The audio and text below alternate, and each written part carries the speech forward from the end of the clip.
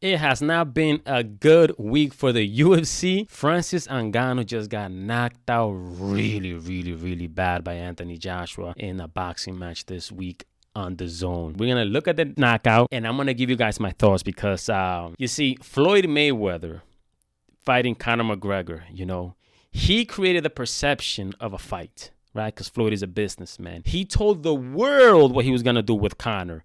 I'm going to walk him down, hands up, let him just unload punches, tire him out, take him out on the 9th, 10th round. That's exactly what Floyd did, right? Anybody who's watched Floyd fight his entire career, he's never done that before. He knew and understood that Conor wasn't a threat. Now, the UFC fans are completely delusional. So they said, no. Conor was in the fight. It was competitive. It was his first fight. If he got a rematch, he could probably beat him. Insane, right? So that fight got the UFC people really thinking that these MMA dudes could step into the boxing ring and actually do something, right? And then Ngannou steps in with Tyson Fury. Tyson Fury is like, dude, I survived Deontay Wilder 3 times. There ain't no way that this guy in the MMA gonna come over here and do nothing to me. Tyson Fury did not train. He did nothing but eat McDonald's every day for that fight. And what happened. On points, Tyson Fury won a very close fight. Shouldn't have been close. Ngannou dropped him.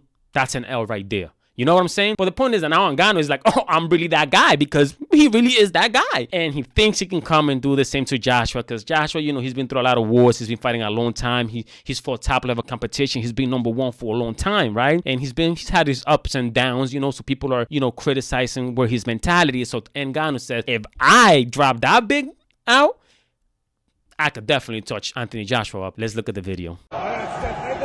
Boom. Ngannou, this is not Tyson Fury. Oh my goodness, that's right. That's that killer Anthony Joshua straight right we all know I love. Oh my goodness, I hate to see this happen to Ngannou. They had to put the breathing mask on. But at the end of the day, that's what happens when you cross over a sport. A lot of these UFC guys don't understand that it's harder for them to cross into boxing than it is for a boxer to cross into the UFC. Let me explain. A lot of people think, oh, boxing is easier. It's just punches. No. There's 1,000 more things going on than just punches, people, right? Because in the UFC, Ngannou wasn't known to be a wrestler till he fought that guy, and all of a sudden he was the greatest wrestler in the world. That was weird, but again, he is that guy, right? A lot of fighters in the UFC that are good with the hands, oftentimes their ground level is not that good, and their kick game is really not that good either, right? So if a boxer steps into the ring to fight a guy like that, he has a chance. Because one thing that boxers are is that they're a master of their craft, while UFC fighters are a master of none. Do you understand? UFC fighters don't understand timing like boxers do. They don't understand speed like boxers do. They don't understand their defense isn't as good as a boxer's is. Do you understand what I'm saying? So unless a boxer goes into UFC to fight an MMA like a wrestler, jiu-jitsu, forget about it. It's over like this, right? But if the guy's just a striker, like for example, Jorge Masvidal, Conor McGregor, he actually has a better chance at winning against those types in the UFC than a UFC fighter does coming over to boxing, because these guys have to train for 100 different things at once. Bruce Lee said it. I fear not the man that practiced 1,000 different kicks once. I fear the man that practiced a kick 1,000 times. Do you understand what I'm saying? So that's what's happening when he comes over here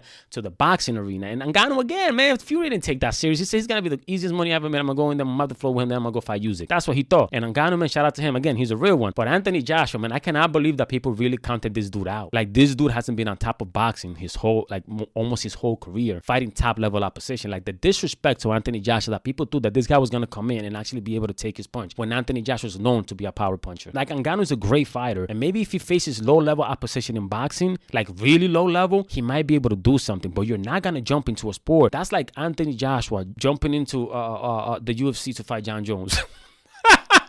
John Jones won't last 2 seconds. He won't be able to get a jab off. It's not going to happen. It's not going to happen, man. You can't do that. But for the money, and again, I'm glad that Ngannou finally got paid, because Dana White was out there lowballing him, talking about he's a $500K. Man, you bugging, man. I'm out here. I'm going to go box. I'm going to make millions. Dana White thought it wasn't going to work, and I love Dana White because he built the UFC. But at the end of the day, Dana, you were wrong. And the man already made like $30 million in 2 fights. And he's going to keep fighting, and I want him to keep fighting. You know what I'm saying? Because at the end of the day, that's a man that deserves to get paid, because he was a world champion in the UFC, known globally. Everybody loved him, but for whatever reason, Dana just wasn't trying to pay him. And, he said, you know what, F you, I'm going to go to boxing, and it's going to work out. And it did. That man is an inspiration to all. I hated that Joshua knocked him out like that. I wish it would have been stopped, you know, like after the, like that UFC, that referee is a piece of shit, I'm not gonna lie, because he should have stopped it after the second drop down so that he could keep his dignity. Like, yo, what's wrong with you? Like, I could have kept fighting. Like, you know, they helped out Anthony Joshua in the Andy Ruiz fight, the first one. You feel me? The referee knew he didn't want to fight no more, and if he would have allowed it, Anthony Joshua would have ended up like Ngannou. But the referee said, you know what, let me save him, and as a result, we got the rematch, and we got this great story. So it works out. Sometimes the referees need to know how to do their part. Had he just stopped it after the second one, the world would not have been mad. Ngannou would have kept his honor. He would have been like, no. You know, he caught me off guard. Whatever is fighting, it happens. You know, but I was gonna get back up and I was gonna put it on him. All I had to do was catch him once. I did it to a few. I could do it to him. That's all he had to say. He would have been good. You know what I'm saying? But instead, no. He let him go, and just he probably took like 5, 6, 7 years of his career right there. Getting a lot of the UFC people. A lot of them don't follow boxing. Y'all don't understand how hard Anthony Joshua hits. Like, y'all don't understand. That man almost decapitated Vladimir Klitschko.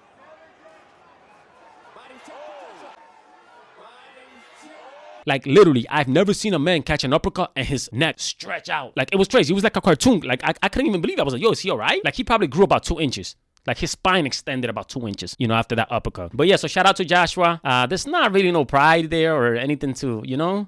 I'm glad he represented boxing the way, because that's what was supposed to happen with Fury. And I want Fury to give Ngannou the rematch, because I want Ngannou to get paid again. And at the end of the day, Fury, man, you embarrassed the whole sport of boxing, my man. I can't believe you did that to us, bro. You, that UFC people, man, oh my goodness. You have no idea what you did to them. I was like, I can't fucking believe this shit. They don't even know. They think it's a real fight, just like they thought that Floyd versus Conor was a real fight. Talk less, do more is an embodiment of the spirit that the Broskee carries, because around here, we don't talk about it, we be about it. So if you want to help support and grow the Broskee army, the Broskee channel, the Broskee movement, go out there and get yourself a little water bottle, man. If you're out there hitting them gyms, man, get yourself a little coffee mug to remind yourself, man, stop talking so much, man, and start doing. You know what I'm saying? So if you have some goals you're trying to attack, man, and you want to attach yourself to a meeting that's going to empower you, go cop that right now, man. The link is in the description box, man. Y'all see it below, man. Make sure you subscribe, like, share, and I see you next time. Peace!